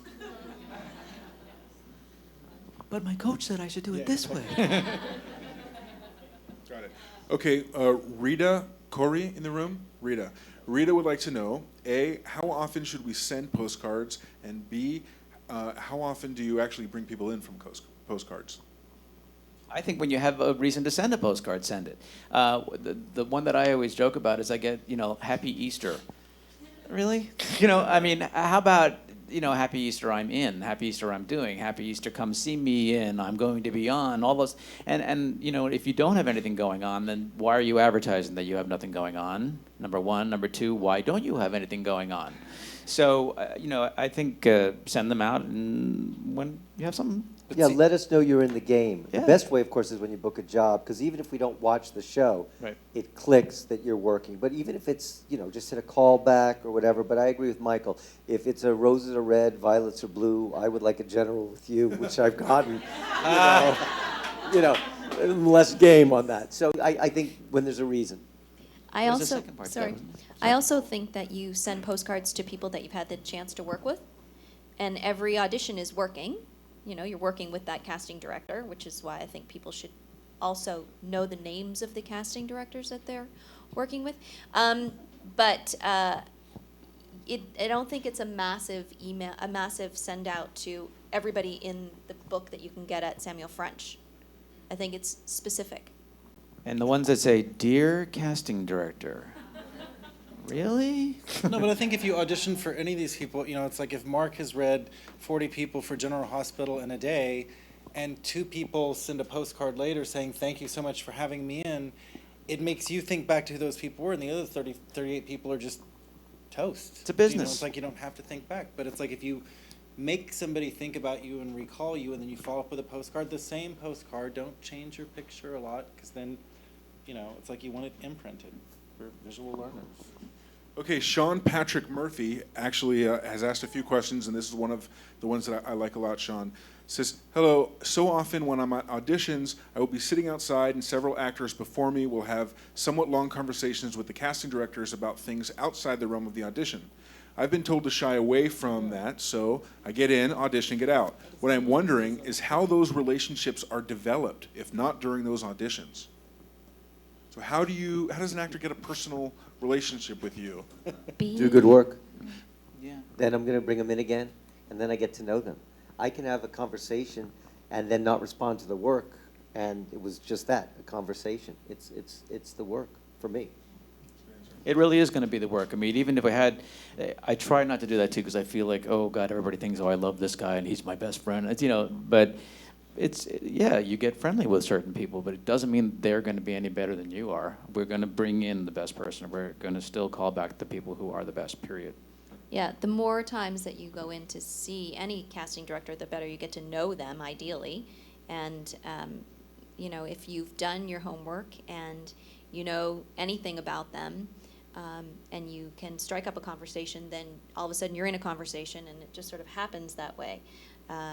And you remember things about the casting director as a person. Cool. This question is from Mark Teschner from Sohar. Sohar, where are you? There you are. Mark, what do you recommend for actors to do every day to better prepare them for the rigors of soap acting? just really just be on top of your craft. And I don't even think it's just for the rigors of daytime. I think it's for any time. But if you're on a daytime show, you're going to be in 150, 200 episodes a year if you're a popular character. It's a muscle that gets really used, and you just have to have acting chops and the memorization, all that stuff, that gets taken care of. We had a very well-known character actress today on the show who'd never done a soap before, and she's been in a ton of stuff. I hired her for 7 episodes, and she shot 4 episodes today. And she came up and she was like, that was the fastest thing I've ever done. But it still was an acting muscle. She said, once I got into the rhythm, I don't think you can prepare for it. But, you know, James Franco, he's been on our show for 3 different runs. And the first run, we shot something like 8 episodes in 1 day with him. So, because of his schedule. So it's sort of like, you just have to bring it. It's no different. You just have to bring it and be ready to act. And you have to have your choices made kind of before you get to the set, and know that you got to go for it, and we may flip your choices and just be in the moment. Lacey, where are you in the room? Lacey would like to know, for actors without representation, are you less likely to call them in, or if they have the right look, would you consider calling them in? And is it okay for actors without representation to submit to you? Well, you mentioned Actors Access already. I virtually all my breakdowns are on Actors Access. I'm always looking. So, I mean, I'm assuming that some of our major stars did not have representation at one point. So, I'm looking for everybody. I look through. It's a commitment that I often regret, but I look through every single submission that comes in, every one. I think that's fair that we all do. I mean, there's a whole process. We're like, I don't know, most casting directors I know are very OCD, and so they have to feel like they have turned over every stone. So you have to look at every photo, and you have to look at everything. You know, my husband laughs at me because when I'm casting, I'm up at 6 a.m. and I'm looking, you know, my coffee in hand. You don't speak to me, and I'm looking at every photo, making my choices. When the phone's not ringing, and going through we all have our processes. I think that's our job. You want to be able to say to your client, there really isn't anybody else. We really looked, so. This is our last question for this portion. This is from Jerry Marr. And Jerry would like to know, I don't think he's in the room, memorizing the sides, is this an issue? If all things are equal between 2 actors, is the guy who has it memorized going to get the part? What about a callback? Is being off book important in a callback? Can I address that first as a theater caster? Because I think it's different when I'm casting theater versus when I'm casting film or television. So I think for theater, I don't want it memorized. I strongly do not want it memorized. The sides tend to be a little bit longer, and what you're trying to do is impress me with that you're off book. I don't give a crap that you're off book. You know what I mean? It's like I'm assuming at some point you'll be able to get off book. So what happens is I spend most of my time on the page ready to give you the line when you go up, because you're going to go up, But I'd much rather work with you and feel it freer and looser. But I think for television and film, it's a little different. Would you guys agree? Yeah, I think you have to be off book. I think just for your own sake, so that you can fly, and hold your sides. Always hold your sides in the audition. It's a great reminder that this is an audition, not your final performance, and so that you don't so that you can have fun and be in the moment. I think if you're constantly referring back to the sides, that you do a disservice to your performance, for sure. That being said, I think that, if you don't have it completely memorized, then you still go for it, and follow along the sides where you have to, and have it there so that you can glance down. But it's imperative for me that if you do lose your place in your sides, that you don't, that you just stay in the moment and somehow bring that into the reading in whatever way you can. Or if you freeze and they're just standing there and you're like, look down, your sides are in your hand. It's like they're like trapped. That's why they're there. It's like peak. Well, I think you guys have been fantastic. Is there any parting words that you want to tell us? Anything that has to do with do not do this, since that's the theme of the night. Do not be bad. It's true. Good call. I always get asked, what's a good audition tip? and I say be a good actor. If you make it about not auditioning, but coming in and doing the work, it's like Michael said, we want you to be good. It's not us versus you. We are looking for somebody to cast, to collaborate with us to solve our problem. The worst feeling for a casting director is when you've seen hundreds and hundreds of people and it happens and you don't feel like you've found it. And if you understand that intrinsically, you understand that we're your ally. We're actually hoping when you walk in the room that you are that answer. I think it's a very liberating point of view to bring into the room. My do not would be, do not forget why you did this. Do not forget to enjoy this. Do not forget that you've given yourself this amazing gift of doing what you really want to do. Very, very few people give themselves that gift. It's a crazy gift you've given yourself, but nonetheless, so embrace it. Jason, anything for you? Don't pepper spray.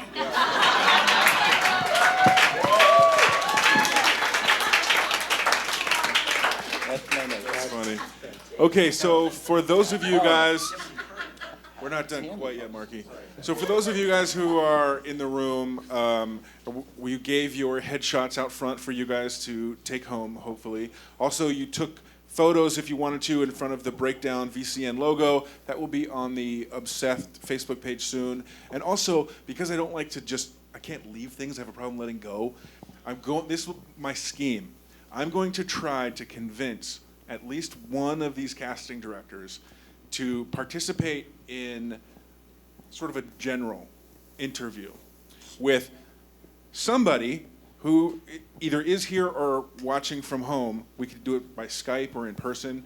And what we'll do, again, when you go to check out your pictures on the obSETHed Facebook page, that's where I'll end up putting my crazy idea. I'll let you know if nobody goes for it, because it is just a random idea, but I kind of like it.